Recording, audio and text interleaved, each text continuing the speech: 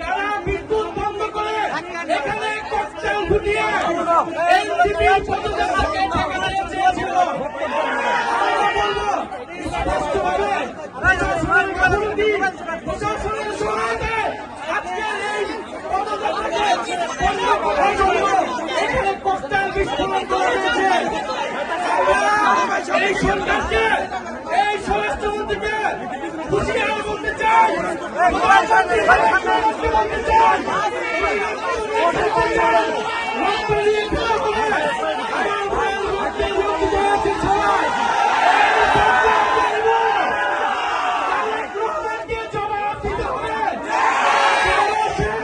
নিরাপত্তা নিশ্চিত করতে পারে নাই,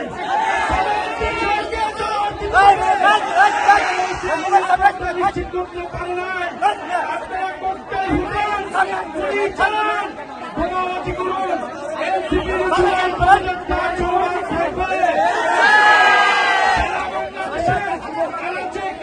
প্রত্যেকটা উপজেলায় আমরা জুলাই পদযাত্রা নিয়ে যাব, জনমতের গণনায় বাস্তবায়ন করব, হত্যাকারীদের বিচার নিশ্চিত করব এবং সীমান্তের সুরক্ষা সহ তরুণদের কর্মসংস্থান সকল দাবি আমরা নিশ্চিত করব। আমরা হুঁশিয়ারি দিতে চাই, এই সবার যারা দায়িত্বরত হয়েছে পুলিশ প্রশাসন ডিসি কেন বিদ্যুৎ অফ হয়ে গেল, কিভাবে ককটেল বিস্ফোরণ হলো, এইখানকার এমপি সে কি করে, সে কি নিরাপত্তা নিশ্চিত করেছে এলাকাবাসী,